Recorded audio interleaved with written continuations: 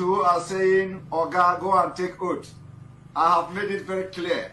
First of all, I am oath member of IPOB. I am, if you did not hear that before from me, let it sink into your skull.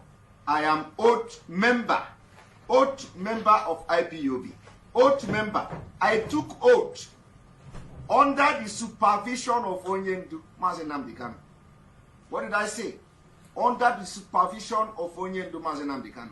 I took oath. So anybody that is coming after this video to say, Simon Ekpa, go and take oath, you know, you must, we will mark you as those that Omahi paid to come to IPOB to cause trouble.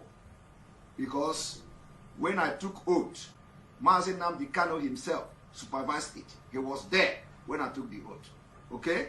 I didn't tell you this before. And this will be the last time I will address it. So how many of you that took oath in IPOB that Mazenamdi Kanu supervised? You that is telling Simon Ekpa to go and take oath. Did Mazenamdi Kanu supervise your oath taking? He supervised my own oath taking. Okay? If you don't know that, you know it today. Now I want you people to listen, because the advice is going to all those people who have connived to attack Simon Ekpa for no just reason. And like now you should have known, I am unbreakable. I am unbreakable because the spirit of Mazenamdi Kanu is burning in me. In fact, I am possessed. I am possessed with a spirit of Mazenamdi Kanu. I am not calling myself a disciple for no reason. So if you think you can break me, I am unbreakable. Now I want you people to watch, because this advice goes to those who will rise and try to fight for Simon Ekpa, and they are going to fall from the 6th floor of story building. You know how devil fall from the heaven? That is where you are going to fall. So the last warning is today. Leave Simon Ekpa alone to do what he is doing. I am not interfering with your leadership. I'm not interfering whatever you are doing. Allow me to do work for Biafra, for IPOB, and for Mazenamdi Kanu. Anybody that is enemy of Nigeria is our friend. Anybody that has anything to do to destroy Nigeria automatically become the friends of Biafra. That is the way it is. It is Biafra first before anything. Mazenamdi Kanu continued to be the leader of the indigenous people of Biafra, and he will continue to be the leader. But at this point, he can't lead from captivity of the enemy. Taking order or any instruction from the DSS dungeon where Mazenamdi Kanu is being incarcerated means that entire Biafra is being caged by the Nigerian terrorist state. And that is what Simon Ekpa and every sensible person will not accept. The idea of arresting or kidnapping him from Kenya and extraordinarily renditioning him to Nigeria was to end the Biafra struggle and to end the freedom fighting for Biafra.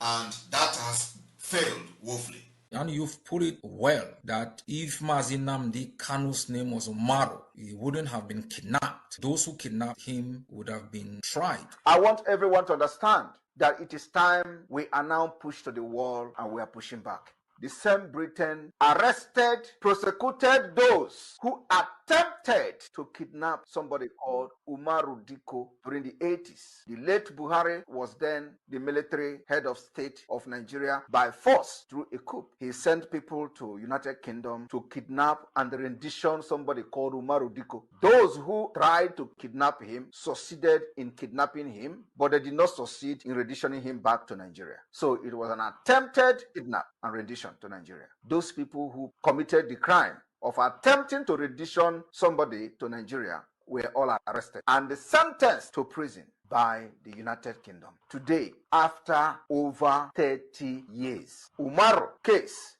repeating in more troublesome, disheartening, and the most unacceptable way, and British turned their eyes on Umaru II. And I want you to understand, it is not because Mazenamdi Kanu was kidnapped from Kenya. No, could have been anywhere. The reason was because his name is Nnamdi. His name is not Umaru or Diko. That is the only reason why he is still being in dungeon, detained today, and Britain is enjoying it because his name is Nnamdi. Not Mohammed, not Umaru, not Diko. Otherwise, tell me, Umaru Diko was not a British citizen. He did not come to the United Kingdom with British passport, but he was protected. On attempted kidnap, those who tried to kidnap him was arrested and sentenced to prison. Till today, we have not seen anything reasonable from the British government, because the person in question this time is not Umaru, but Nnamdi. Is Okechukwu. Anything Chukwu, anything Nnamdi to Britain, you must make sure they never rise.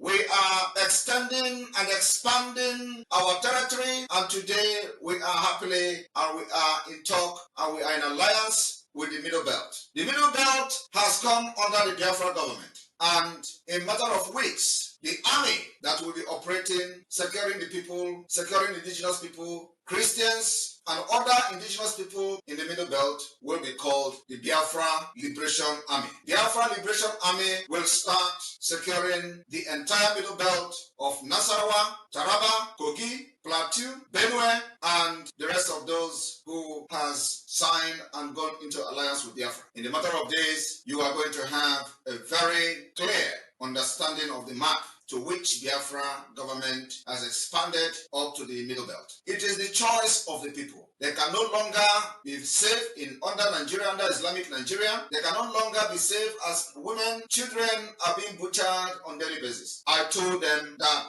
if care is not taken, we will expand. This expansion is not an invasion. Rather, it is an extension and open arms for brotherlyhood and to extend our heartfelt and gratitude to those who wish to be one of us. On this note, I'm using this opportunity as the Prime Minister of Biafra and the Commander-in-Chief of the Armed Forces of Biafra that will be operating in the Middle Belt in a few weeks' time, to call on all well-meaning citizens, indigenous people from the Middle Belt who are residing in diaspora to understand that the help they have craved for has come. The security of their farmland, the security of their women and children has come. Those that have cried for many years, the help you've craved for has come. Biafra will seal the entire Middle Belt. And from here, we will begin to see the total collapse of the Zoological Republic of the Islamic State of Nigeria. And I'm telling Biafrans tonight that we are effectively on our own. We have been given two choices by the United Kingdom, the slave masters and the colonizers. The UK have given us only two alternatives, and I call it the devil's alternative, of course. We either submit to the will of their puppets, the Islamic Caliphate, or we will be wiped out from the face of this very earth.